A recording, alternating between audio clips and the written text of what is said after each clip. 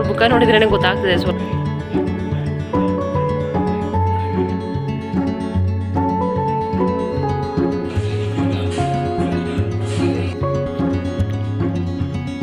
ನೆರಳಿರುತ್ತೆ ಅಂದರೆ ಮಧ್ಯಾಹ್ನ ಟೈಮಲ್ಲೆಲ್ಲ ಇರೋಕ್ಕಾಗಲ್ಲ. ಈ ಕಡ್ಡಿ ಮಾತ್ರ ಕಟ್ತಿರಲ್ಲ, ಆಡಿಕೆ ಸೊಸೆನೆಲ್ಲ ಕಡ್ದಾಕಿರ್ತವೆ. Hi friends, good evening. ಸಂಜೆ ಮೇಲೆ ಮತ್ತೆ ಬ್ಲಾಗ್ ಕಂಟಿನ್ಯೂ ಮಾಡ್ತಾ ಇದ್ದೀನಿ. Hi family, welcome to my channel. ನನ್ನ ಜೀವನದ ಮತ್ತೊಂದು ದಿನಕ್ಕೆ ಎಲ್ಲರಿಗೂ ಸ್ವಾಗತ ಸುಸ್ವಾಗತ. ಇವತ್ತು ಬೆಳಗ್ಗೆ ತಿಂಡಿಗೆ ನಾನಿಲ್ಲಿ ಮಾವಿನಕಾಯಿ ಚಿತ್ರಾನ್ನ ಮಾಡ್ತಾಯಿದ್ದೀನಿ. ನನಗೆ ತುಂಬಾ ಇಷ್ಟ, ಬಟ್ ನನ್ನ ಹಸ್ಬೆಂಡ್ಗೆ ಅಷ್ಟೊಂದೇನು ಇಷ್ಟ ಆಗೋದಿಲ್ಲ. ಹುಳಿ ಥರ ಇದ್ದರೆ ಅವ್ರಿಗೆ ಇಷ್ಟ ಆಗೋದಿಲ್ಲ, ಹಾಗಾಗಿ ನಾನು ಮಾಡೋದು ಕಡಿಮೆ. ಈ ಸಲ ಮಾವಿನಕಾಯಿ ಶುರುವಾದಮೇಲೆ ಈ ಸೀಸನಲ್ಲಿ ನಾನು ಫಸ್ಟು ಟೈಮು ಮಾಡ್ತಾ ಇರೋದು. ನನಗೆ ತುಂಬಾ ಇಷ್ಟ ಹುಳಿ, ಅಂದರೆ ಎರಳಿಕಾಯಿ ಹುಳಿ ಆಗಿರ್ಬೋದು, ಮಾವಿನಕಾಯಿ ಹುಳಿ, ನಿಂಬೆಹಣ್ಣಿನ ಹುಳಿ, ನನಗೆ ಈ ಥರ ಇಷ್ಟ ಆಗುತ್ತೆ. ಬಟ್ ಅವ್ರಿಗೆ ಆ ಥರ ಇಷ್ಟ ಆಗೋಲ್ಲ, ಹಾಗಾಗಿ ಕಡಿಮೆ ನಾನು ಮಾಡೋದು. ತಿಂಡಿ ಮಾತ್ರ ತುಂಬಾ ಚೆನ್ನಾಗಿತ್ತು. ತುಂಬ ದಿನ ಆಗಿತ್ತಲ್ಲ ತಿಂದು, ಏನೋ ಒಂಥರ ಡಿಫ್ರೆಂಟು ಟೇಸ್ಟ್ ಅಂತ ಅನ್ನಿಸ್ತಾ ಇತ್ತು. ನಂಗೆ ತುಂಬಾ ಇಷ್ಟ ಆಯಿತು. ತಿಂಡಿ ಎಲ್ಲ ಮಾಡಿ ಇಟ್ಟು ನಾನಿವಾಗ ತೋಟಕ್ಕೆ ಹೋಗ್ತಾಯಿದ್ದೀನಿ. ದೊಡ್ಡಮ್ಮನೂರಿಗೆ ಹೋದ್ವಿ, ಅಕ್ಕನೂರಿಗೆ ಹೋದ್ವಿ, ಎಲ್ಲ ಹತ್ರನೂ ನೀರು ಚೇಂಜ್ ಆಯಿತು. ಅದಕ್ಕೇನೋ ಸಿಕ್ಕಾಪಟ್ಟೆ ತಲೆನೋವು ಆಗ್ಬಿಟ್ಟಿತ್ತು, ಶೀತ ಆಗಿಬಿಟ್ಟಿತ್ತು. ಅಷ್ಟೊಂದು ಫ್ರೀ ಆಗಿದ್ದೀವಿ ಅಂತ ಅನ್ನಿಸ್ತಾ ಇರಲಿಲ್ಲ. ತಲೆ ಎಲ್ಲ ಫುಲ್ ಇಟ್ಕೊಂಡಿರೋ ಥರ ಆಗ್ಬಿಟ್ಟಿತ್ತು. ಬೆಳಗ್ಗೆನೇ ಎದ್ದು ತಿಂಡಿ ಎಲ್ಲ ಮುಗಿಸಿ, ಮನೇಲಿ ಸ್ವಲ್ಪ ಕೆಲಸ ಇತ್ತು, ಅದನ್ನೆಲ್ಲ ಮುಗಿಸಿ ಇವಾಗ ತೋಟಕ್ಕೆ ಹೋಗ್ತಾಯಿದ್ದೀನಿ. ಹಸು ಕಟ್ಟಿ ಅಲ್ಲೇ ಸ್ವಲ್ಪ ಹೊತ್ತು ಕಳೆ ತೆಗೆದು ಬರೋದು ಅಂತಂದರೆ ಎಲ್ಲ ಕೆಲಸನೂ ಮುಗಿಸಿ ಹೋಗಿರೋದಿಲ್ಲ, ಬೇಗ ಹೋಗ್ತೀನಲ್ಲ, ಹಾಗಾಗಿ ಎಷ್ಟಾಗುತ್ತೋ ಅಷ್ಟು ಮಾಡಿ ಹೋಗಿರ್ತೀನಿ. ನನ್ನ ಮಗಳು ಬರೋ ಅಷ್ಟರಲ್ಲಿ ಸ್ವಲ್ಪ ಮಾಡಿರ್ತಾಳೆ. ಉಳಿದಿರೋ ಕೆಲಸನ ನಾನು ಆಮೇಲೆ 10 ಗಂಟೆಗೆ ಬರ್ತೀನಲ್ಲ ಆವಾಗ ಮಾಡ್ಕೊಳ್ತೀನಿ. ಯಾಕಮ್ಮ ಹುಷಾರಿಲ್ವಾ? ಏನಾಯ್ತವ? ಹಾಂ, ಜ್ವರ ಬಂದಿತ್ತಾ? ಸುಡ್ತಿದ್ಯಾ? ಯಾಕೆ ಜ್ವರ ಬಂತು? ನೈಟ್ ಮಲಗುವಾಗ ಚೆನ್ನಾಗೇ ಇದ್ದಾಳೆ. ಆಟ ಆಡಿ, ಟಿ ವಿ ನೋಡಿ, ಊಟ ಮಾಡಿ ಎಲ್ಲ ನಾನು ಮಲಗಿದ್ರೂ ಮಲಗಾಕ್ಬಿಡ್ತಾ ಇಲ್ಲ, ಅಷ್ಟು ಆಟ ಆಡ್ತಾಯಿದ್ಲು. ಬಟ್ ಎದ್ದೋಣ ಅಷ್ಟರಲ್ಲಿ ಫುಲ್ ಡಲ್ ಆಗಿಬಿಟ್ಟಿದ್ದಾಳೆ, ಕಣ್ಣಲ್ಲಿ ನೀರು ಬರ್ತಾಯಿದೆ, ಜ್ವರ ಬಂದುಬಿಟ್ಟಿದ್ದಾವೆ, ಸುಸ್ತಾಗ್ತಾ ಇದೆಯಂತೆ. ಸಿರಪ್ ಇರಲಿಲ್ಲ ತರೋದಕ್ಕೆ ಅಂತ ಹೋಗಿದ್ದಾರೆ. ಸಿರಪ್ ಹಾಕಿದರೆ ಸರಿ ಹೋಗ್ತಾಳೆ. ಏನಾಯಿತು ಮಗನೆ? ಸುಸ್ತಾಗ್ತೈತಾ? ಹಾಸ್ಪಿಟ್ಲಿಗೆ ಹೋಗೋಣ? ಸಿರಪ್ ಕುಡಿತೀಯಾ? ಹಾಸ್ಪಿಟ್ಲಿಗೆ ಹೋಗೋಣ? ಸಿರಪ್ ಬೇಕಾ? ಅಪ್ಪ ತರುತ್ತೆ ಈಗ.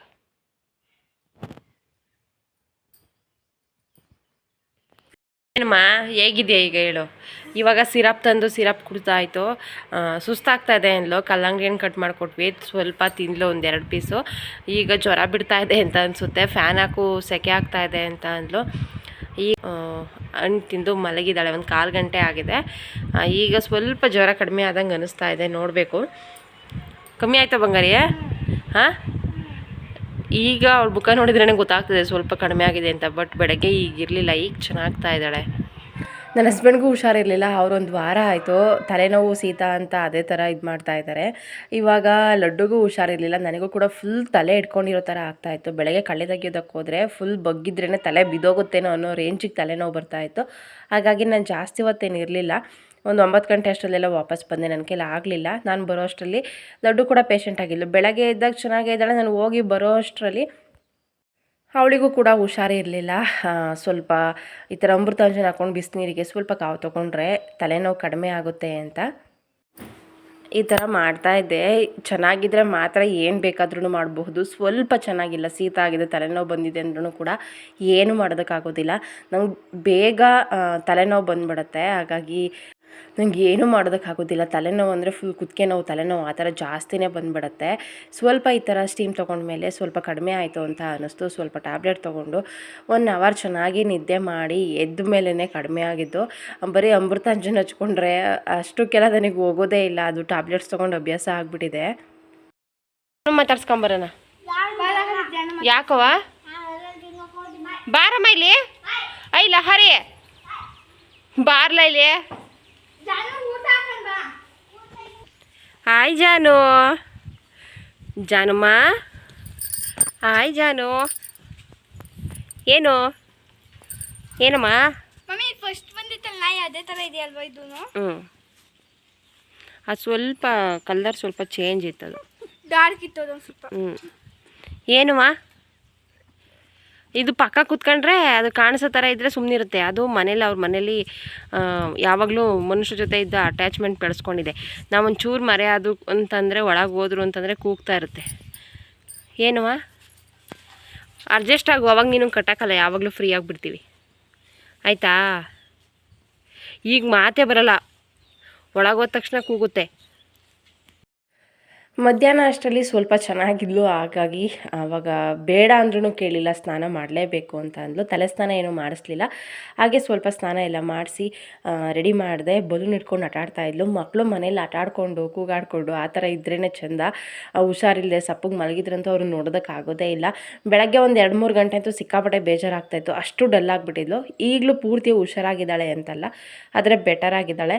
ಅವಳು ಫೇಸ್ ನೋಡಿದ್ರೇ ಗೊತ್ತಾಗುತ್ತೆ ಡಲ್ ಆಗಿರೋದು, ಬಟ್ ಚೆನ್ನಾಗಿದ್ದಾಳೆ. ಅಂದರೆ ಜ್ವರ ಕಡಿಮೆ ಆಗಿದೆ, ಆಟ ಆಡ್ತಾ ಇದ್ದಾಳೆ. ಅದನ್ನು ನೋಡೋದೇ ಒಂಥರ ಖುಷಿ. ಅವಳಿಗೆ ಬಲೂನ್ ಅಂತಂದರೆ ಸಿಕ್ಕಾಬಟ್ಟೆ ಇಷ್ಟ. ಅವಳಿಗೆ ಕಾಸ್ಟ್ಲಿ ಗಿಫ್ಟ್ ಏನೂ ಬೇಡ, ಬರೀ ಬಲೂನ್ ಸಿಕ್ಬಿಟ್ರೆ ಸಾಕು. Hi friends, good evening. ಸಂಜೆ ಮೇಲೆ ಮತ್ತೆ ವ್ಲಾಗ್ ಕಂಟಿನ್ಯೂ ಮಾಡ್ತಾ ಇದ್ದೀನಿ. ಬೆಳಗ್ಗೆಯಿಂದ ಸಿಕ್ಕಾಪಟ್ಟೆ ತಲೆನೋವು, ಅದೇನು ಅಂತ ಗೊತ್ತಿಲ್ಲ, ನೀರು ಚೇಂಜ್ ಆಗಿರೋದಕ್ಕೂ ಅದಕ್ಕೂ ಏನು ಅಂತ ಗೊತ್ತಿಲ್ಲ. ಸಿಕ್ಕಾಪಟ್ಟೆನೇ ತಲೆನೋವ್ತಾ ಇತ್ತು. ಚೆನ್ನಾಗಿ ಎಣ್ಣೆ ಹಚ್ಕೊಂಡು ಮಸಾಜ್ ಮಾಡಿಕೊಂಡು 1 ಅವರ್ ರೆಸ್ಟ್ ಮಾಡಿ ಈಗ ಫ್ರೆಶ್ ಅಪ್ ಆಗಿ ಎಲ್ಲ ಕೆಲಸ ಸ್ವಲ್ಪ ಇತ್ತು ಮುಗಿಸಿ ತೋಟಕ್ಕೆ ಹೋಗ್ತಾ ಇದ್ದೀನಿ. ಮತ್ತು 6 ಗಂಟೆಗೆ ಒಂದು ಸಲ ಸಿರಪ್ ಹಾಕಬೇಕು, ಹಾಗಾಗಿ ಸಿರಪ್ ಹಾಕಿ ಹಣ್ಣು ಕಟ್ ಮಾಡಿಕೊಟ್ಟು ಹೋಗ್ತಾ ಇದ್ದೀನಿ. ಅಂತಂದರೆ ನನಗೂ ಕೂಡ ಬೆಳಗ್ಗೆಯಿಂದ ಚೆನ್ನಾಗಿರಲಿಲ್ಲ, ಹಾಗಾಗಿ ಬೇಗನೆ ಬಂದಿದ್ದೆ. ಈಗ ಟ್ಯಾಬ್ಲೆಟ್ಸ್ ತೊಗೊಂಡಿರೋದಕ್ಕೇನು ಸ್ವಲ್ಪ ಚೆನ್ನಾಗಿದ್ದೀನಿ ಅಂತ ಅನ್ನಿಸ್ತು. ದೊಡ್ಡನು ಕೂಡ ಚೆನ್ನಾಗಿದ್ಲು. 6 ಗಂಟೆಗೆ ಒಂದು ಸಲ ಸಿರಪ್ ಹಾಕಬೇಕು ಅಂತ ಹೇಳಿದ್ನಲ್ಲ, 6 ಗಂಟೆ ಆಗಿತ್ತು. ಹಾಗಾಗಿ ಅವಳಿಗೆ ಸಿರಪ್ ಹಾಕಿ ಊಟ ಎಲ್ಲ ಮುಗಿಸಿ ಹಣ್ಣು ಕಟ್ ಮಾಡಿಕೊಟ್ಟು ಹೋಗ್ತಾ ಇದ್ದೀನಿ. ನನ್ನ ಮಗಳಿರೋದ್ರಿಂದ ಇವಾಗ ಚಿಕ್ಕ ಪುಟ್ಟ ಹೆಲ್ಪ್ ಮಾಡ್ತಾ ಇರ್ತಾಳೆ. ನಾನು ಪಾತ್ರೆ ತೊಳಿತೀನಿ ಅಂದರೆ, ಬೇಡ ಅಮ್ಮ ನನಗಿಷ್ಟ ಇದು, ನಾನು ಮಾಡ್ತೀನಿ, ನೀನು ಹೋಗು ಅಂತ, ತೋಟಕ್ಕೆ ಹೋಗು ಅಂತ ಕಳಿಸ್ತಾ ಇದ್ಲು. ಅವರಿಬ್ಬರನ್ನೇ ಖಂಡಿತ ಆಚೆಲಿ ಬಿಟ್ಟು ಹೋಗೋದಿಲ್ಲ. ಇಬ್ಬರು ಕೂಡ ಕೂತ್ಕೊಂಡು ಪಾತ್ರೆ ಎಲ್ಲ ತೊಳೆದು ಒಳಗಿಟ್ಟು ಕದ ಹಾಕ್ಕೊಂಡು ಡೋರ್ ಲಾಕ್ ಮಾಡಿ ಅವ್ರಿಗೆ ಕೀ ಕೊಟ್ಟು ನಾನು ಇವಾಗ ತೋಟಕ್ಕೆ ಹೋಗ್ತಾ ಇದ್ದೀನಿ. ಸೇಫ್ಟಿ ಕೂಡ ತುಂಬಾ ಇಂಪಾರ್ಟೆಂಟ್. ನಮ್ಮ ಮನೆ ಮುಂದೆ ವೆಹಿಕಲ್ಸ್ ಯಾವಾಗಲೂ ಓಡಾಡ್ತಾನೆ ಇರುತ್ತೆ. ಅಂತಂದರೆ ನಮ್ಮದು ರೋಡ್ ಸೈಡ್ ಮನೆ ಇರೋದ್ರಿಂದ ನಮ್ಮೂರವರೆಲ್ಲರೂ ಕೂಡ ತೋಟಕ್ಕೆ ಹೋಗಬೇಕು ಅಂದರೆ ಆಲ್ಮೋಸ್ಟ್ 70 to 80% ನಮ್ಮ ಮನೆ ಮುಂದೆನೇ ಹೋಗ್ತಾರೆ. ಆ ಭಯ ಅಂತೂ ಇರೋದೇ ಇಲ್ಲ. ಆದ್ರೂ ಕೂಡ ನಮ್ಮ ಸೇಫ್ಟಿ ನಾವಿರಬೇಕು. ಮನೆ ಮುಂದೆ ಇವಾಗ ಕ್ಯಾಮ್ರಾ ಕೂಡ ಇದೆ, ಹಾಗಾಗಿ ಅಷ್ಟೊಂದು ಭಯ ಏನು ಇರೋದಿಲ್ಲ. ಸಂಜೆ ಮೇಲೆ ಮತ್ತೆ ಮೇವಿ ಕಟ್ಟಬೇಕಲ್ಲ, ಇನ್ನೊಂದು ಸಲ ಹಸುಗಳನ್ನೆಲ್ಲ ಮೇವಿ ಕಟ್ಟಿ ನಾನು ನನ್ನ ಕೆಲಸ ಮಾಡೋದಕ್ಕೆ ಹೋಗೋದು. ನಮ್ಮ ವಾಯ್ಸ್ ಕೇಳಿದರೆ ಸಾಕು, ನಮ್ಮನ್ನು ನೋಡಿದರೆ ಸಾಕು ಕೂಗ್ತಾ ಇರ್ತವೆ. ಮತ್ತೆ ಮೇವಿ ಕಟ್ಟಬೇಕೀಗ. ಈ ಬಿಸಿಲಲ್ಲಿ ತೋಟಕ್ಕೆ ಬರೋದೇ ಕಷ್ಟ ಅಂತ ಅನ್ನಿಸ್ಬಿಡುತ್ತೆ. ಅಂದರೆ ಇಲ್ಲಿ ಶುಂಠಿ ನಾವು ಹಾಕಿರೋದು ತೋಟಕ್ಕಾಗಿರೋದ್ರಿಂದ ಸ್ವಲ್ಪ ನೆರಳಿರುತ್ತೆ. ಅಂದರೆ ಮಧ್ಯಾಹ್ನ ಟೈಮಲ್ಲೆಲ್ಲ ಇರೋಕ್ಕಾಗಲ್ಲ. ಬೆಳಗ್ಗೆ ಸಂಜೆ ಬಂದರೆ ಅಡಿಕೆ ತೋಟ, ತೆಂಗಿನ ಮರ ಇರೋದ್ರಿಂದ ಸ್ವಲ್ಪ ನೆರಳಿರುತ್ತೆ. ಅಷ್ಟೊಂದೇನು ಕಷ್ಟ ಅಂತ ಅನಿಸಲ್ಲ. ಬಟ್ ರೋಡಲ್ಲಿ ಅಲ್ಲಿಂದ ಇಲ್ಲಿವರೆಗೂ ನಡ್ಕೊಂಡು ಬರೋದಿದೆಯಲ್ಲ, ಅದೇ ಕಷ್ಟ. ತುಂಬ ದೂರ ಏನಿಲ್ಲ, ಒಂದು 10 ನಿಮಿಷಕ್ಕೆ ನಡ್ಕೊಂಬರ್ಬೋದು. ಬಟ್ ಕಾವಷ್ಟಿದೆ, ಸಿಕ್ಕಾಪಟ್ಟೆ ಬಿಸಿಲು. ಆವಾಗ 1-2 ದಿನ ಮಳೆ ಬಂತು, ಹಾಗಾಗಿ ಸ್ವಲ್ಪ ವೆದರ್ ಚೆನ್ನಾಗಿತ್ತು. ಬಟ್ ಇವಾಗ ಮತ್ತೆ ಬಿಸಿಲು ಜಾಸ್ತಿ ಆಗಿಬಿಟ್ಟಿದೆ. ಮಳೆ ಯಾವಾಗ ಬರುತ್ತೆ ಅಂತ ಗೊತ್ತಿಲ್ಲ. ಸಿಕ್ಕಾಪಟ್ಟೆ ಕಾವಂತ ಅನ್ನಿಸ್ತಾ ಇದೆ. ಇವಾಗ ಒಂದು ಸ್ವಲ್ಪ ಹೊತ್ತು ಕಳೆ ತೆಗೆದು ವಾಪಸ್ ಮನೆಗೆ ಹೋಗೋದು. ವಾಯ್ಸ್ ಓವರ್ ಕೊಡಬೇಕಾದ್ರೆ ಇವತ್ತು ನನಗಿಂತ ಜಾಸ್ತಿ ನಮ್ಮದು ಜಾನುದೇ ವಾಯ್ಸ್ ಕೇಳಿಸ್ತಾ ಇದೆ ಅಂತ ಅಂದ್ಕೊಳ್ತೀನಿ. ಅವನಿಗೆ ಕಟ್ಟಾಕಿರೋದು ಅಷ್ಟೊಂದು ಇಷ್ಟ ಆಗ್ತಾ ಇಲ್ಲ, ಹಾಗಾಗಿ ಕೂಗ್ತಾನೆ ಇದ್ದಾನೆ. ಅವ್ನ ಪಕ್ಕ ಇದ್ದರೆ ಸುಮ್ಮನಿರ್ತಾನೆ, ಮತ್ತು ದೂರ ಹೋದ ತಕ್ಷಣ ಕೂಗ್ತಾನೆ. ಅವನಿಗೆ ಹಿಂಸೆ ಆಗ್ತಾ ಇದೆ ಅಂತ ಮೊನ್ನೆ ಬಿಚ್ಚಿಬಿಟ್ರೆ ಹೋಗಿ ತೋಟ ಕೂತಿದ್ನಂತೆ. ವಾಪಸ್ ಮನೆಗೆ ಬರೋದಕ್ಕೂ ಗೊತ್ತಾಗ್ತಾ ಇಲ್ಲ, ಅಲ್ಲಿಗೆ ಹೋಗಿ ಕೂಗ್ತಾ ಇದ್ದ. ನನ್ನ ಹಸ್ಬೆಂಡ್ ಸೌಂಡ್ ಕಂಡು ಹೋಗಿ ಅವ್ನು ವಾಪಸ್ ಮನೆಗೆ ಕರ್ಕೊಂಡು ಬಂದಿದ್ರು.